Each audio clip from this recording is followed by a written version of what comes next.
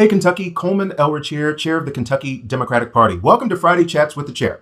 Now, we're going to try to do this every week. It is later today because it is spring break here in Scott County, and I was out with the kids today. But we're going to try a new topic every week. But we wanted to start this week with the topic that we are all talking about and all feeling, and that's tariffs. And we've heard a lot about what this will mean for the American economy and what it means for the global economy, but I wanted to take a few minutes to talk about what this will mean for Kentucky, what it means for our families, our workforce, our signature industries and businesses, and what it means for our rural communities, our suburban and urban communities, what it means for the Commonwealth of Kentucky. So a couple of top lines to kind of level set the conversation.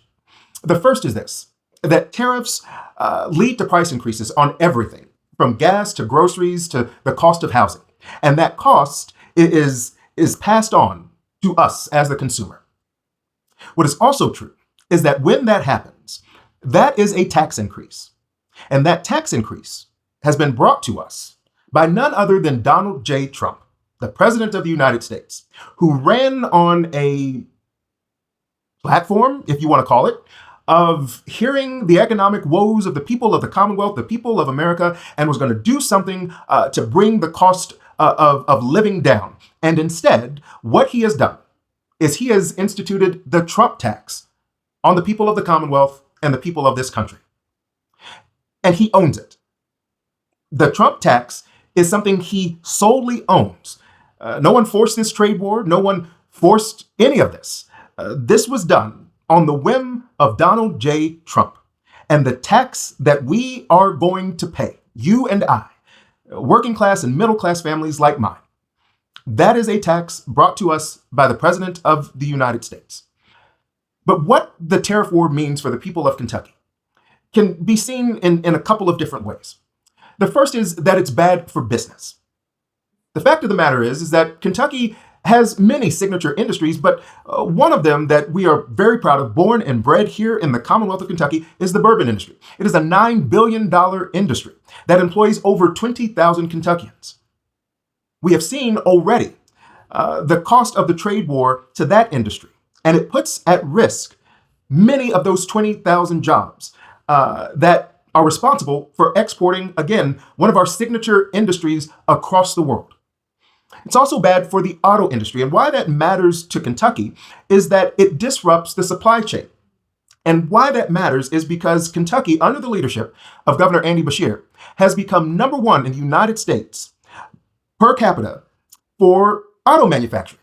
That is something that we should absolutely, regardless of your political persuasion, should be very proud of. And a standing that could be put at risk because of a trade war that even some of those closest to Donald Trump say, some outwardly and some internally, is, quote, stupid, end quote. What it also means is that the cost of nearly every item that you would need to build homes and housing will also go up. And that's important not only for families across the Commonwealth that have saved and are ready to build their dream home. It also means the cost of quality affordable housing that many across the Commonwealth and every section of our Commonwealth need. It means not only will there probably be a delay in building those quality and affordable homes, but that the cost of those quality and affordable homes will be passed on to the consumer, which again is the Trump tax. The Trump tax is bad for Kentucky's families. And we already see the cost of goods going up.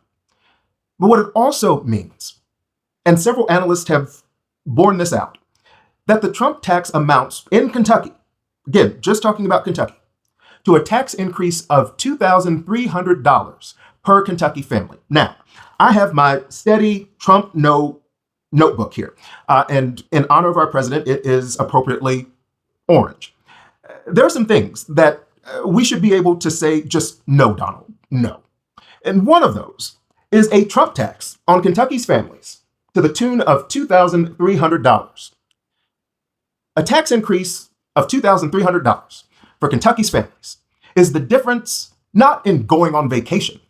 It is the difference not in thriving. It is the difference in surviving. It is the difference in the ability to consistently be able to afford quality and affordable childcare. It is the difference between being able to continuously be able to put food on the table, keep a roof over your head, pay for the transportation to get to and from the jobs that may be lost because of the Trump tax. A tax increase, the Trump tax increase of $2,300 would be devastating to Kentucky's families. And the trade war finally it's devastating to our rural communities and our farms, because this is how this works. Our farming community grows some of the best produce and goods on the face of the planet, whether it's our cattle or our livestock, whether it's the produce that we produce, top notch.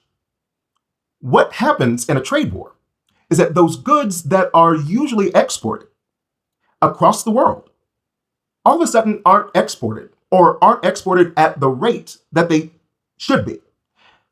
And that means that those goods will stay here. It does mean that the prices of those goods go down, but it also means that our small farms and our farming communities and our rural communities will be making less.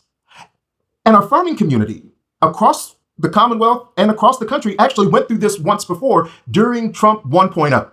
During Trump 1.0, there was another trade war. There was another tariff war. And in that war, the American farmer was the loser.